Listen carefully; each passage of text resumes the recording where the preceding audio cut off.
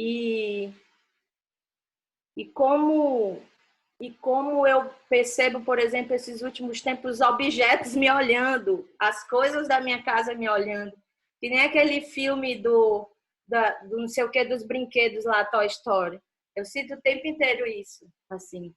E de como, e pensando um pouco o que a Dudu trouxe, e de como a gente, como improvisador e como estudador da dança, sei lá, estudadora da dança e de dança, a gente tem separado didaticamente as coisas, pedagogicamente as coisas, de como a gente tem criado, tem esse impulso de criar espaços para, né? Espaços para dançar, espaços para ver o que pode ser dança e o que pode não ser dança, os espaços de o que pode ser improvisar e os espaços que não são para improvisar. A partir do que a Dudu trouxe, né? De como, aonde a gente está vendo, como a gente está vendo essas coisas todas e como a gente tem separado essas coisas todas e como os acontecimentos dessa natureza, que são da natureza mesmo, que são de uma dimensão que a gente não controla. Tem um momento que a gente não controla mais, a gente fez tanto isso que não controla mais, e como isso mostra essa separação e traz a gente para um lugar de realmente de separar mesmo, de separar os lugares de improvisar e o que pode ser improvisar, o que não é. E eu anotei uma coisa bem aqui, deixa eu ver se não me perco.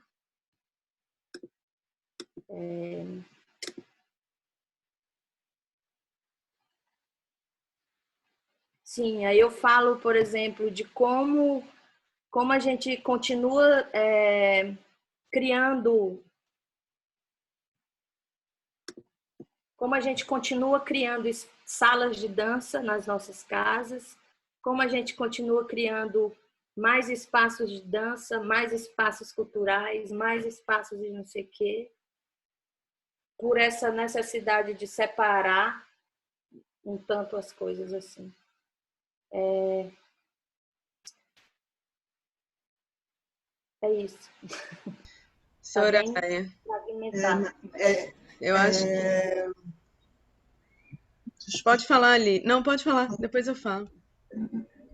Eu acho que, para mim, eu sou uma Virgínia. Pessoas da casa. Tá cortado? Tá me ouvindo agora? Ok? Eu estou dizendo, eu sou uma virginiana. Sou uma virginiana. Então, eu vou separando as coisas por caixinha, por nome, até as pessoas na minha cabeça que estão em arquivos diferentes daqui. E aí, esse confinamento, acho que a minha casa virou uma cidade. Assim, cada lugar da casa, cada setor é um setor para alguma coisa. Então, essa história de separar é uma coisa que me acompanha. Mas eu fico pensando no que é dos trás, né? De estar dançando o tempo todo, isso me atravessa também. Eu acho que não está separado, apesar de ser virginiana, não está separada a vida arte que a gente faz. Até porque a improvisação, ela atravessa, ela transborda a dança, né? Ela vai para um jeito de estar no mundo, ou fazer coisas, ou compor, como ela estava dando exemplo. Mas eu identifico um estado que isso é uma coisa que me acompanha de criança, assim. Que era quando eu comecei a improvisar muito cedo, que não foi fazendo aula, foi improvisando antes de começar a fazer aulas de dança. Era um estado de felicidade, de entusiasmo, e era esse lugar que a dança trazia e que hoje é possível alcançar esse estado.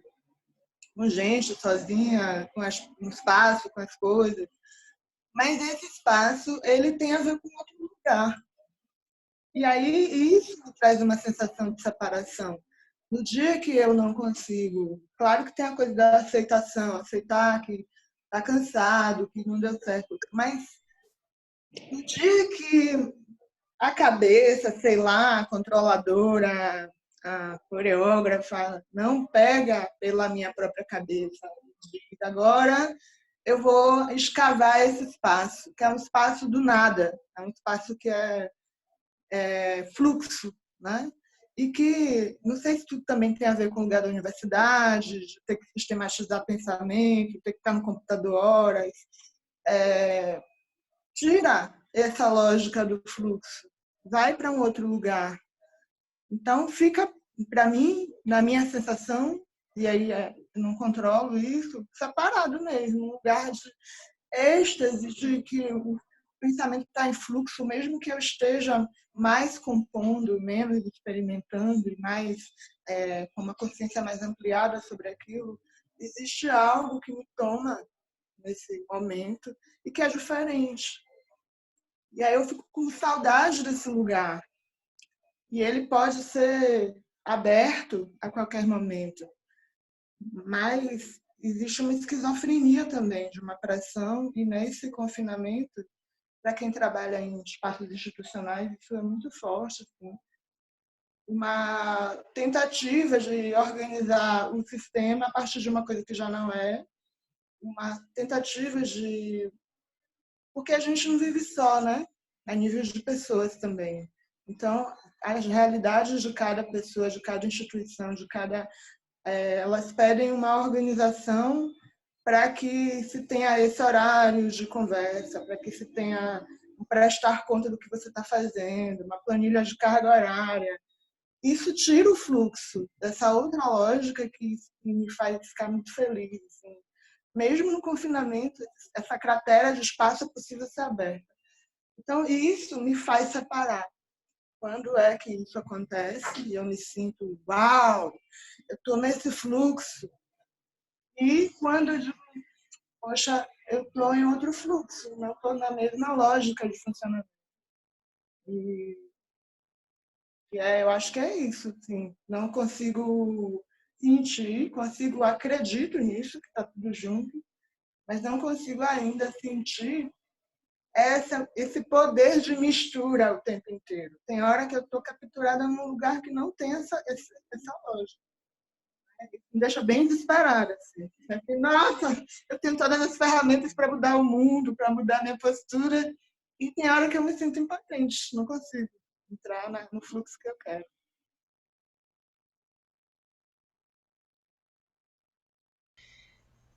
Eu tenho algumas coisas que têm me atravessado muito, assim. Primeiro porque, enfim, eu percebo que algumas características nossas, elas se potencializam muito nesse momento. E aí eu vejo como é mais difícil negociar essas características no momento que o único lugar que você tem para se encontrar é esse. E a gente tá com estados corporais muito distintos. Meu corpo, por exemplo, começa a criar repulsa desse espaço virtual. E algumas pessoas eu percebo que estão num crescente movimento de necessitar desse espaço, porque é o único espaço de encontro. E aí, às vezes, isso se reflete em outras coisas também. Eu percebo como eu sou desestruturada. Eu não sei se é essa palavra, mas eu acho que esse estado de viver o presente, assim, para mim é muito forte. E eu tô convivendo com muitas pessoas que querem respostas sobre o futuro. E eu não paro para pensar sobre o futuro. Eu tô só administrando o meu presente todo dia. Só que eu também percebi que eu faço isso normalmente. Tipo, a minha vida é assim, né?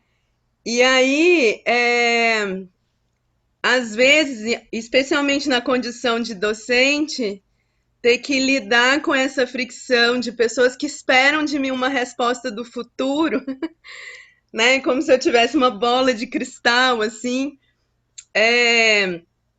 Tem sido um momento de muito desgaste emocional para mim, porque eu tenho que me atar a necessidades dos outros de uma forma mais intensa. Então, algumas coisas que talvez eu não tivesse que lidar com isso de uma forma tão presente nesse momento, eu tenho que lidar. E não só de discentes, né? Mas de colegas, docentes, de outras pessoas da vida, né? Assim. E essa pergunta, o que vai ser depois da pandemia, é uma pergunta que eu escuto demais todo dia. E assim, eu fico me perguntando assim, por que que a gente tem tanta necessidade de pensar nesse futuro? E eu falo a gente também dentro desse contexto nosso, né? Porque, obviamente, voltando para a nossa conversa de antes, assim, pessoas que estão com uma necessidade muito premente de ter o que comer, obviamente você não consegue pensar só no presente, né? Porque isso diz respeito à tua sobrevivência, se você vai conseguir comer no dia seguinte ou não, né? Eu acho que daí é um outro tipo de situação. Então, eu quero fazer um recorte bem específico, assim, da nossa situação, né? Assim, das pessoas que estão conseguindo, porque eu vejo que mesmo os estudantes do nosso curso, assim, o mínimo eles estão conseguindo para viver, assim, de comida, enfim, de remédio, o que não está conseguindo, a gente está criando uma rede de apoios para que essas necessidades básicas cheguem, né? Mas nesse recorte, e especialmente quando eu faço um recorte maior ainda, que é de pensar nas pessoas que estão na improvisação, né, que são improvisadoras, eu fico um pouco aflita, assim, de pensar por que a gente tem que estar tanto pensando o que vai acontecer depois, o que vai acontecer depois, o que vai acontecer depois. E eu tô tentando entender o que está acontecendo com o meu corpo hoje, agora, sabe? Assim, e também de aprender a respeitar, porque eu também tenho ouvido muito a metáfora da máscara do avião. Não sei se vocês têm ouvido isso, mas eu tenho ouvido muito, sabe? A hora que cai a máscara no avião, você primeiro tem que pôr oxigênio em você, para depois dar conta de ajudar o outro. Eu sou a pessoa que sempre pus oxigênio no outro primeiro. E agora eu tô chegando realmente numa situação que eu tô tendo que pôr a máscara em mim primeiro, né? E aí, esse lugar da aceitação que a Dudu de fala, de que eu preciso pôr a máscara em mim primeiro, para daí me mover nos outros lugares, tem sido um aprendizado, né? E também que tem a ver com os sims e com os nãos, que também são um exercício meu constante de vida, porque eu era pessoa do sim, sim, sim, e às vezes esse sim não necessariamente tinha a ver com respeito ao meu corpo. E eu fui tendo que aprender a falar os nãos, né? E também começar a perceber o que de fato é necessário, né? Porque eu comecei a perceber com mais intensidade que tem necessidades reais e tem necessidades que a gente cria. Tem problemas reais e tem problemas que a gente cria. E isso está com mais potência nas percepções do meu corpo, né? Eu me vi várias vezes perguntando, por exemplo, no meu trabalho, gente, essa reunião de hoje, ela é realmente necessária? E em alguns momentos eu percebo que a resposta sim, ela vem por uma necessidade real daquele conteúdo que precisa ser resolvido, e às vezes não. Às vezes é uma necessidade da pessoa que está conduzindo, de ter aquele momento, ou de, né, ou como uma colega minha falou para mim um dia, essas reuniões para mim são uma terapia, tal, né, que eu comentei com vocês. Então a gente vai percebendo que elas, às vezes elas não passam pela necessidade do todo, mas passam por necessidades pessoais também, que são compartilhadas naquele momento. Só que aí as necessidades pessoais também, cada uma é uma, então a gente está tentando se organizar nisso para, né, não deixar de fazer as coisas que são necessárias do trabalho andarem, mas ao mesmo tempo respeitar esses tempos pessoais. E isso tem refletido muito também nesse meu pensamento da improvisação, porque também, não só organizando as lives, mas por outros cruzamentos de improvisação que tem me passado, tem ficado para mim muito latente também uma necessidade maior de algumas pessoas de planejar a vida, de estruturar tudo, de saber tudo antes do que vai ser feito, e algumas pessoas que só estão lá para fazer, assim, tipo, é isso, né? E isso não significa fazer de qualquer jeito, né? Mas é esse estado de prontidão e abertura pro tempo presente, assim. E isso também tem me feito refletir muito sobre as questões de improvisação que a gente tem discutido, né? Assim, e não só discutido, mas vivenciado mesmo, né? Porque a gente não tem preparação para a vida, né? Assim, a gente não tem como planejar a nossa vida. A gente pode sonhar, a gente pode pontuar coisas, né? Determinar alguns lugares onde a gente quer chegar e tentar traçar. Mas a vida atravessa, né? E aí eu fico pensando muito Dudu, é isso, assim. É muito louco porque eu li esse livro antes de começar, né, o isolamento, assim, uma semana antes. E eu tenho ouvido muito o Krenak nesses tempos também, as lives que ele tem feito, né? E é muito, assim, me reverbera muito porque é muito esse lugar da minha pesquisa, assim, do que eu desejo falar e do que eu desejo viver, né? Mais do que falar. Então é isso, são questões que têm cruzado, assim, sabe? De pensar, e eu fiquei com. Teve um eco do texto da Fernanda Eugênio que eu li também, do Andy Lam, que é essa coisa de não ter ideias, né? Porque isso também está bem latente para mim, assim, de repensar esse lugar das ideias. No sentido de que não ter ideias não é você deixar de criar, né? Mas é assim, não colocar essas ideias num plano que elas ficam ali e não se materializam no fazer, né? Porque isso é outra coisa que eu vejo, às vezes são muitas ideias e a coisa fica no campo do pensamento, um pensamento que dá volta em ciclos e que te paralisa e que não vai para a ação. E eu percebo que o meu caminho é o contrário, né? O meu caminho é da ação e aí eu avalio a ação que foi feita, né? É isso, é isso. É dos gestos, é do mover e de perceber essa pausa no movimento também, e fazer a pausa necessária. Não mover porque tem que mover ou pausar porque tem que pausar, no sentido de eu provocar isso. Quando eu acho que a Dudu fala, né, a canção que me canta, para mim é isso, é o movimento e a pausa que me fazem, e não o contrário. É isso. É a dança que me dança, né? É muito lindo esse depoimento.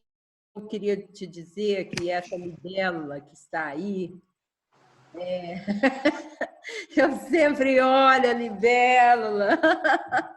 Você sabe que a libélula, ela vive só a juventude e ela morre antes da gente, quando ela sente que ela está chegando no ápice, né? Que ela vai ter uma transição aí para a maturidade, ela desaparece. Então, a libélula é uma própria ideia. E essas ideias, elas estão aonde? Eu tive uma ideia de fazer um bolo. Isso é uma ideia. As ideias não precisam ser importantes assim, nesse grau, igual a dança, fica num espaço, né?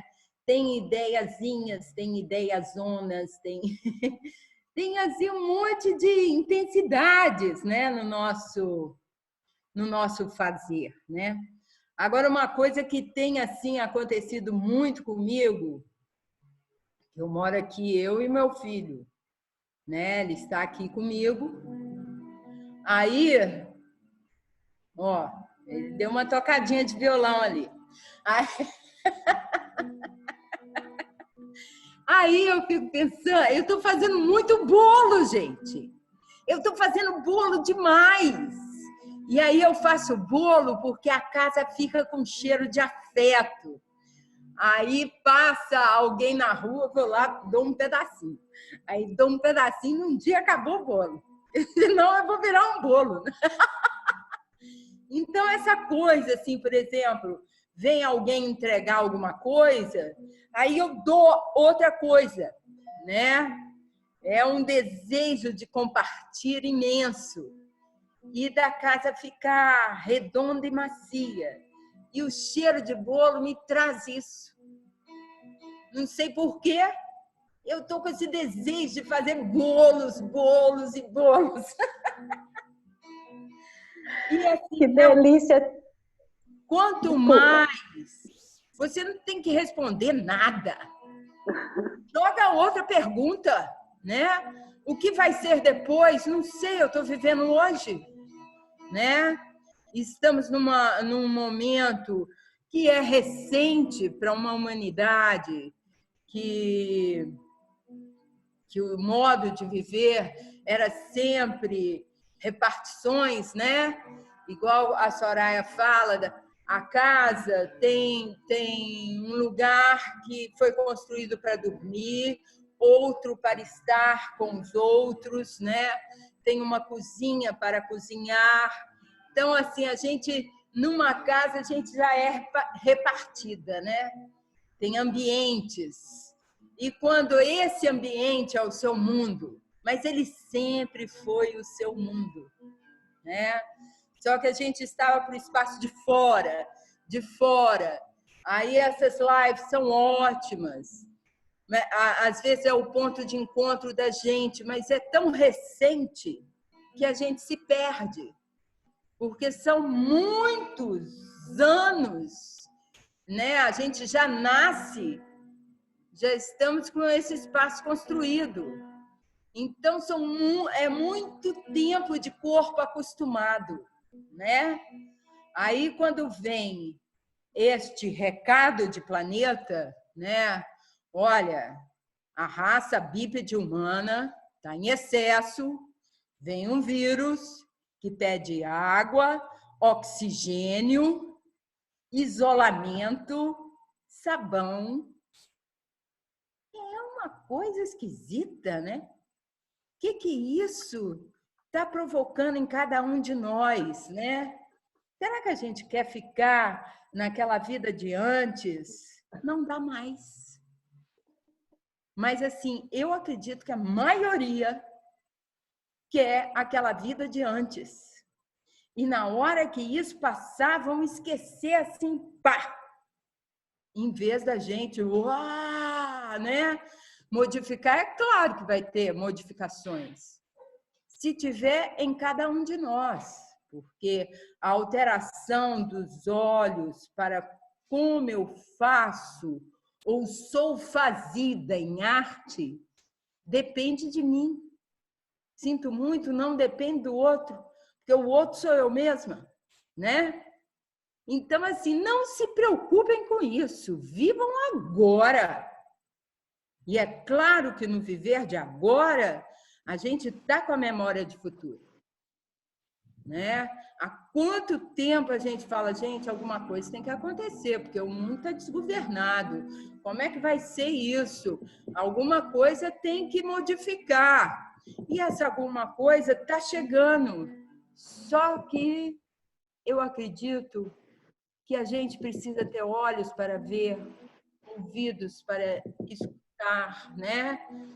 Tudo que vai se alterar nos nossos modos de conviver com o outro, né? Que começa a alterar em si mesmo. Hoje Dudude, fala meio por aí, hein? Dudude, tu estás ouvindo? Estás me Tô. ouvindo? Na época do pergunta sua mestrado, também, linda. tu vieste fazer uma palestra aqui na UFBA e tu disseste uma frase que virou meu mantra desde então. Eu vim só cada vez mais eu me aprofundo nele, que é exatamente essa fala que tu deste agora. O que é que tem para agora? O que é que tem agora? Que essa é a pergunta do improvisador eternamente vida, né? O que é que tem para agora? O que é que eu posso fazer com isso que está aqui, agora, da melhor forma possível? E puxando um gancho para o que a Ana falou, essa coisa de eu vi uma palestra, duas na verdade, uma no Summit de Feldenkrais, que teve agora recentemente, e de uma psicóloga, terapeuta, e ela falando que a gente tinha que arranjar um jeito de fazer com que, porque esse medo, a gente enquanto bicho, a gente está sempre simulando o futuro, porque o bicho pode estar na próxima esquina. Isso é uma coisa do sistema límbico, a gente não tem como ir contra. E aí, como é que a gente lida com esse afeto que fica vindo à tona o tempo todo com essa pergunta? E depois, o que é que vai ser? Para a gente simular uma possibilidade de mundo. E aí, essa pergunta, o que é que tem para agora, é uma coisa que eu acho muito potente nesse momento. Ela deu o exemplo que era mais ou menos assim. A gente tem o corpo, e aqui é o bulbo do cérebro, e aqui é o sistema límbico. E as coisas vêm pelo automático, por tudo aquilo que é primitivo, que foi construído em milhões de anos de defesa, de luta, de fixação. E aí o córtex, que é a última parte que evoluiu, ele cobre isso. E nesses momentos, quando essa mensagem daqui fica perguntando o que vai acontecer, o que é que vai acontecer, como é que eu preciso me preparar, o que é que eu vou fazer, o que é que eu vou fazer, esse córtex vem e tem a capacidade, que é o lugar da empatia, que é o lugar da compaixão, que é o lugar da compreensão, ele vem e tenta acalmar esse lugar. Só que a gente está vivendo um tempo em que essa relação está assim. Então, a gente tem esses impulsos e a gente ainda não aprendeu como é que a gente apazigua tudo isso dentro da gente. E essa pergunta sua eu acho maravilhosa. O que é que tem para agora? Não se desespere. Faça o que você pode fazer no momento. E, aliás, eu nunca te agradeci. Obrigado por esta ideia.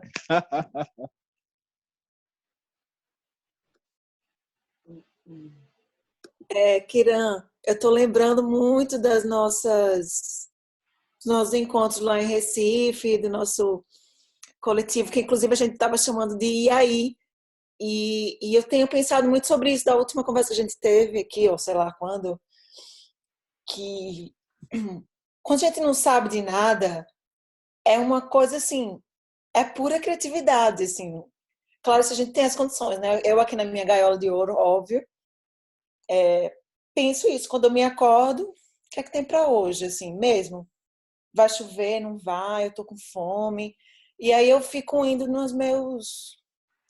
Acho que nas improvisações que eu gosto mais, que é tipo, o que é que o meu corpo quer?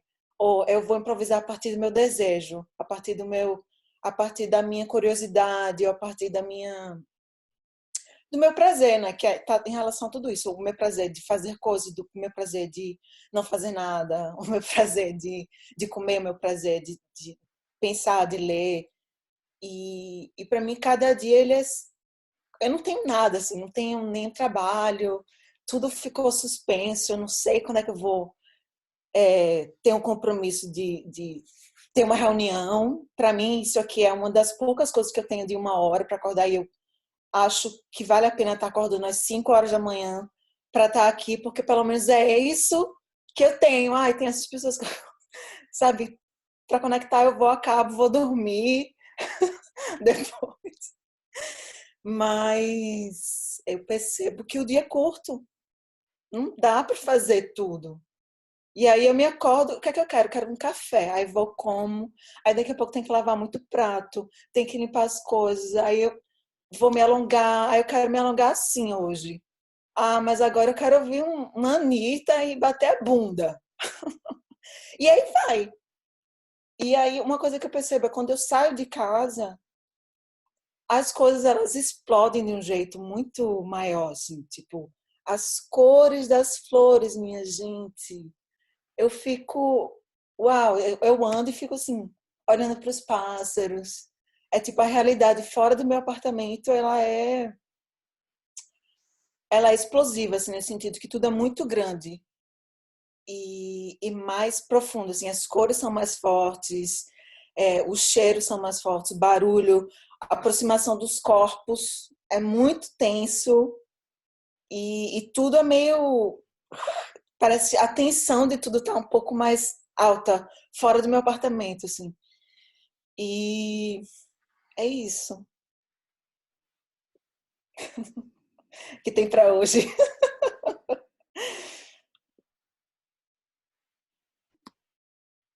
Ainda está ecoando aqui o cheiro de bolo.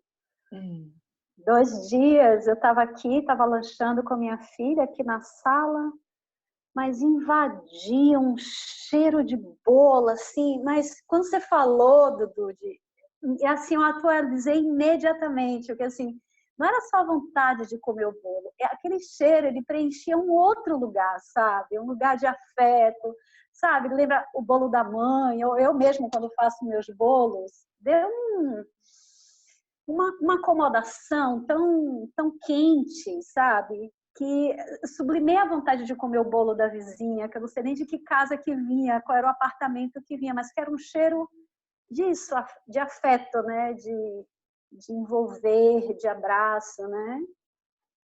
E várias coisas assim, impactada com várias falas, vários ecos. Eu estive algumas semanas atrás muito preocupada com o curso da pesquisa, né? O que é que eu tenho que fazer quando o novo normal voltar? Será que eu não vou conseguir fazer a minha pesquisa, o meu campo? Será que eu não vou fazer o laboratório fazer?